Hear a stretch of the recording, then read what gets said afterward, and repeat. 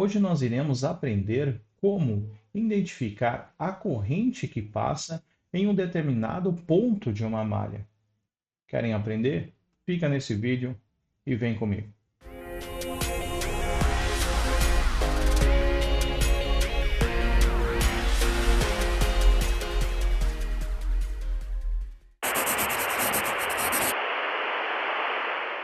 Fala galerinha, estamos por aqui, tá? E agora nós vamos analisar a corrente que passa em uma seção reta, né, na malha ou em um ponto dela. Olha só que interessante. Aqui, ó,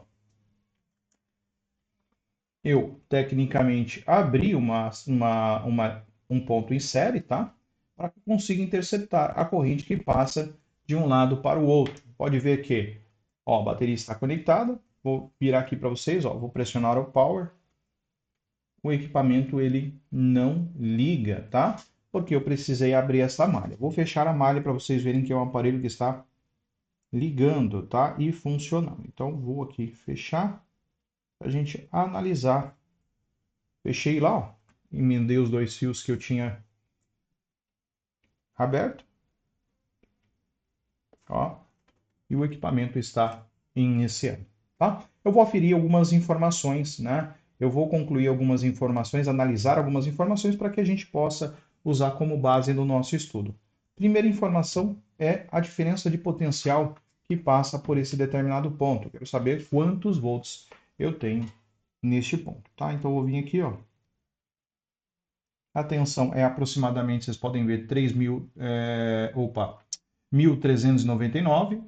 Ou seja, a tensão que nós temos nesse ponto, eu vou considerar, né, com uma tensão de 1,4 volts. Professor, nós vamos estudar a corrente, ver como a corrente vai passar por esse circuito? Sim, tá? Mas antes disso, eu quero levantar algumas informações para que sirva de base para o nosso estudo, tá bom? Então eu vou vir aqui, ó, o aparelho provavelmente já está ligando, ó, está ligando, como vocês podem ver, né? Vou desligar ele, ó. Opa, ó, vou soltar o condutor e o aparelho desligou, tá? Eu soltei lá, pode ver que ele não, né, não liga mais e a bateria continua conectada, tá? Então é isso. Atenção. O que que eu vou medir agora? Ó, vou tirar a bateria e vou medir a resistência desse ponto. Vamos lá. Ou, né, quando a gente fala que nós temos vários componentes influenciando na leitura da resistência em um determinado ponto, nós chamamos de impedância, tá? Então, vou medir a impedância desse determinado ponto. Ó, a impedância deste ponto é em aproximadamente, ok, 13,3 kΩ. Então, posso vir aqui, tá? E falar que a resistência é igual a 13,3. Agora, vou medir novamente, né, a impedância dessa malha, só que agora com a bateria conectada.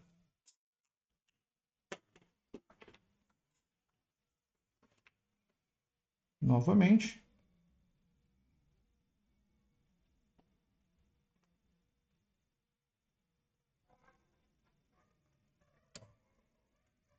Opa, escorregou.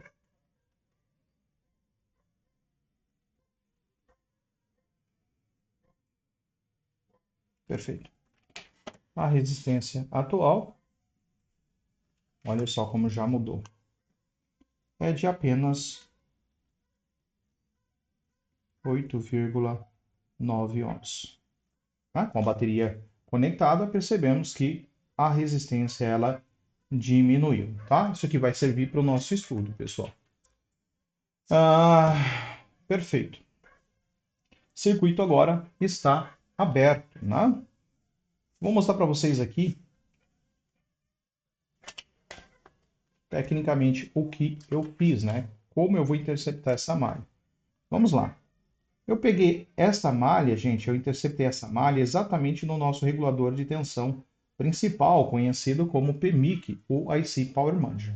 O PMIC, ele alimenta a nossa carga, né? Ou a carga dele. A carga dele, tecnicamente, não é só a CPU, mas a CPU é uma das cargas que ele alimenta, tá? Então tá lá, CPU. A saída que eu interceptei é uma saída que atua como um protocolo step down ou um protocolo buck. Ó, tá? Então a gente tem ali indo do eixo Y para o eixo X, ó, tá? Aqui, essas, né, parecendo nuvenzinhas que vocês estão vendo, é a simbologia de uma bobina ligado em série, né, à nossa carga, à nossa CPU. Então, eu peguei aqui, ó, eu interceptei. Eu peguei essa bobina que estava fechando esse circuito e soldei essa bobina para cima, tá? Abrindo o circuito. Pode ver que agora não está mais aberto, fechado, né? Está aberto. Desta forma, a corrente não consegue sair do eixo Y e chegar no eixo X. Pode ver que está aberto, né? Soldei os fios num lado da malha e soldei o outro fio do lado da bobina, com o circuito aberto. Portanto, nós vimos que com o circuito aberto, esse smartphone ele não liga, mesmo com a bateria, porque essa tensão de 1.4 volts, segundo o nosso estudo, é extremamente importante, né, para que alimente a nossa carga. O que eu vou fazer agora? Olha, multímetro na parte superior, tá? Então, vou pegar o multímetro. Com o multímetro, eu vou pegar ali a chave seletora e colocar na escala que representa ali ampere, tá? E vou vir aqui ó, com o borne do multímetro, o outro borne do multímetro. Um borne eu ligo em uma extremidade e o outro borne eu vou ligar aqui ó, na outra extremidade. Quando eu aplicar, gente, um multímetro na escala de ampere, automaticamente a resistência entre as pontas de prova desse multímetro de um lado e outro, uma resistência interna desse multímetro passa a ser de apenas 1,7 ohms de resistência. É uma resistência muito baixa, né? E o intuito de uma resistência baixa é fazer com que a corrente que saia dessa extremidade, tá, gente, ó, em direção à próxima extremidade, consiga percorrer esse trajeto sem encontrar uma dificuldade, né? Pelo menos uma dificuldade muito alta. Então entenda que a corrente vai sair aqui, né, do nosso gestor de energia, vai passar por dentro do multímetro, vai sair na outra extremidade, olha só que interessante, ó, e vai alimentar a nossa carga, né? Ou a nossa CPU. E a partir daí, quando eu fechar esse circuito, a corrente circular e chegar do outro lado, o multímetro ele consegue calcular o quanto de corrente está passando internamente, né, pelos seus condutores, tá? Por isso que ele precisa ter, quando a gente muda a escala, uma resistência muito baixa. Ele vai atuar como se fosse um jumper, né? Ligando essa extremidade com essa extremidade, fazendo a corrente circular internamente por ele. Pode ver que não estamos medindo diferença de potencial tensão, né? Se a gente pegar, devido à sua resistência muito baixa, e colocar um multímetro na escala de ampere e tentar medir a tensão elétrica entre um ponto, ou entre dois pontos, desculpa, ele vai fechar curto-circuito entre o positivo, o maior potencial, e o menor, por conta da sua resistência, né? E ele trabalhar como um jumper, tá? Então, vai medir corrente elétrica, colocam na escala de ampere, gente, não pode colocar em paralelo, não pode ligar em paralelo, tá? Senão vocês vão ter problema e pode vir a danificar, inclusive, o próprio dispositivo, tá? Vamos ficar atento com isso. Perfeito. Então nós sabemos agora que a corrente vai circular no nosso multímetro, vai chegar na outra extremidade e alimentar a sua carga, né?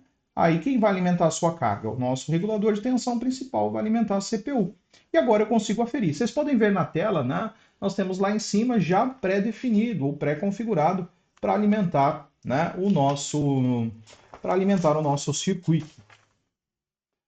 Então vamos lá, vou colocar aqui para vocês poderem ver. Olha que interessante. Né? Vou pegar aqui o meu multímetro na escala de ampere, de corrente, esse que está ligado no display de vocês. Opa, bati aqui.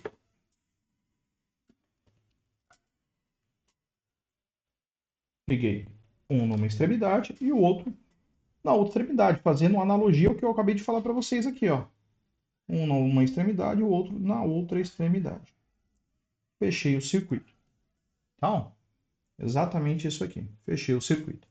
Fechamos o circuito, vamos ver se a gente consegue analisar, né, se ele tem atividade.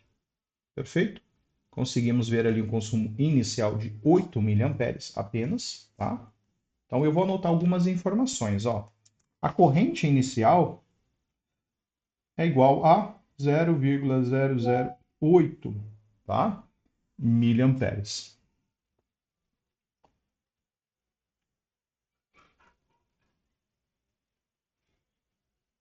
Perfeito? Fiquem atentos, vocês vão ver que esses valores eles vão mudando, né, lá. 20, 18, 24, 27, 25, né? E oscilando constantemente, né? O aparelho já iniciou. Vou jogar aqui para cima, tá? Vou trazer aqui mais para a tela para vocês poderem ver. E vou executar aqui alguma coisa para ver se ele consome um pouco mais, tá? Então vou vir aqui nas configurações, som e vibração. Deixa eu ver se ele reage com som e vibração.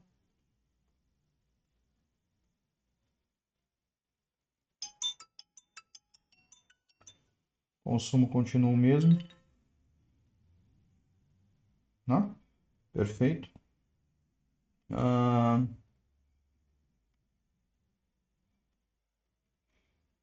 Boa, vou fazer assim, ó. Vou executar aqui o benchmark, né? Esse aplicativo ele faz o teste, né?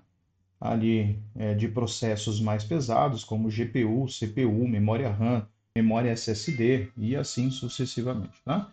A gente teve ali a corrente flutuando, vocês podem ver ali, ó, entre 30 miliamperes, vamos ver se ele dá pico mais alto.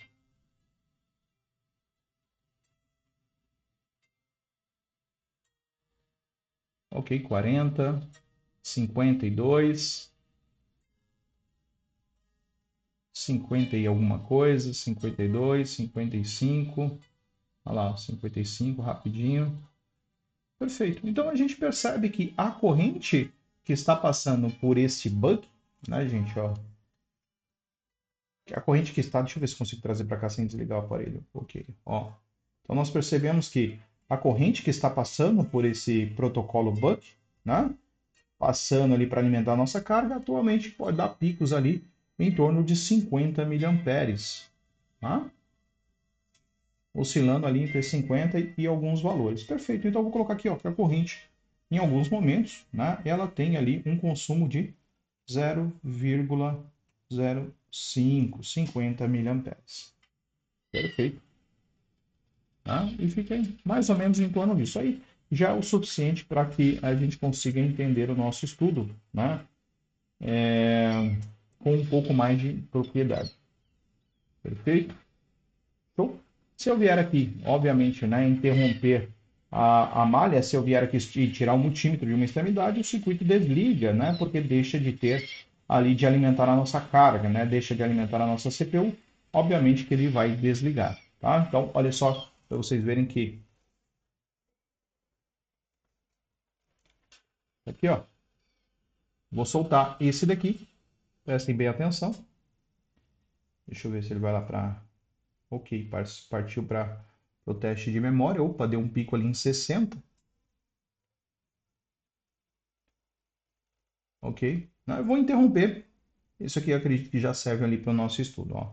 Interrompi, você pode ver que abriu o circuito. Né? Abriu o circuito, a carga deixa de estar alimentada. Então, galera, só para finalizar aqui a explicação, né?